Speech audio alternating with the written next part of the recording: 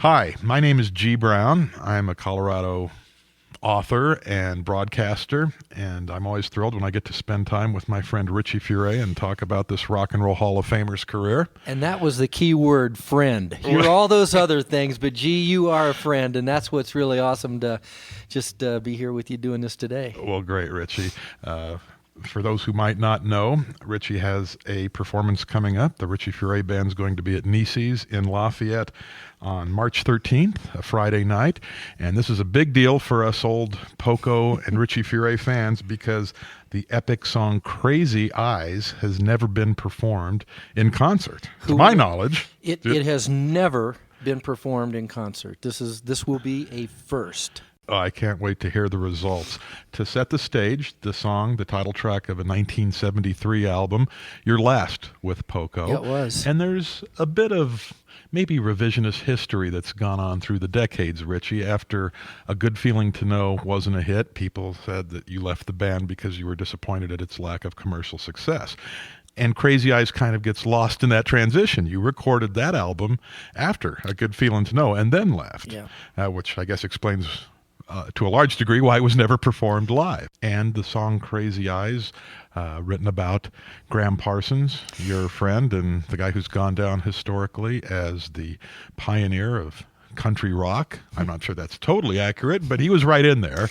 Well, Graham was definitely one of the originators of the sound. You know, I started Poco and he started the Burrito Brothers about the same time, and Graham and I were friends. We had become friends back in New York City, back in the early to mid '60s. He lived across the street from me. We struck up a friendship while living back in New York, and then both ended up in Los Angeles. Several years later in the late '60s.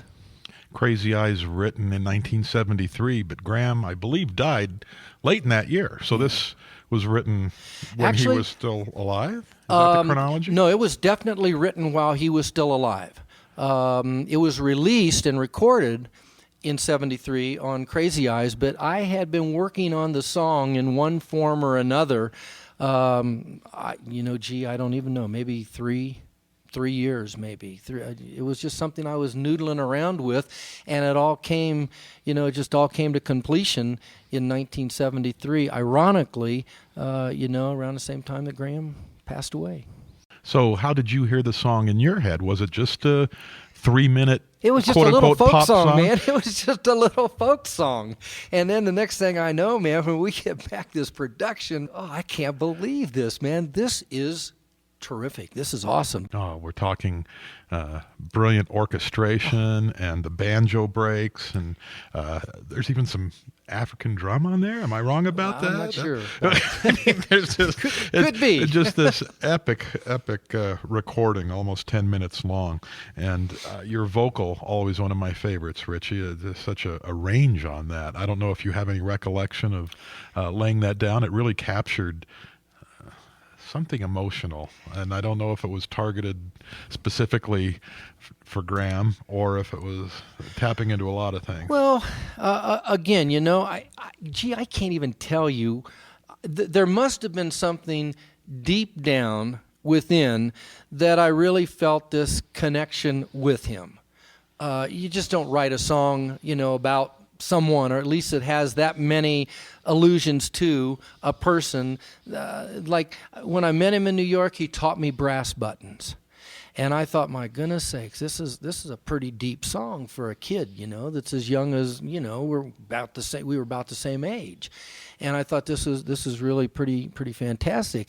And then, the fact that we went to Los Angeles and both started bands around the same time, he was involved with the Byrds about the time that, Sweetheart of the Rodeo and, the end of the Buffalo Springfield era there.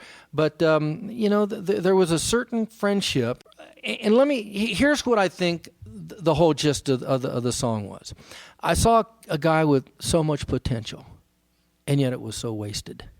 And I looked at him, and I could just look at this man, and sometimes when you looked in those eyes, man, you couldn't really focus on what he was thinking, what was going on behind the surface.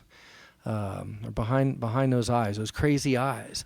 But overall, I think the song, can kind of relate to not only one person, but I think to a lot of people who have so much potential, and it never materializes then. Well, it sure captures that emotional conflict. And why now? Well, like I said, Scott came to me and he says, we got to do this song. And then he'd sit over there at the piano and hit that big first chord, and it's like, that sounds pretty good. You're going to do a bang-up job on Crazy Eyes. So. I am so excited about it. I can't even tell you, man. I mean, it is. I can't wait. I'm in the blocks, man, ready to go. All right. Figure you'll have a few chances to hear it as Richie performs over the next year or so. But your first chance coming up at Nieces in Lafayette. And can't wait to hear it, Richie. Good, man. Good to spend time with you, as always. Good seeing you, G. All right. Thanks, man. Take care, my friend.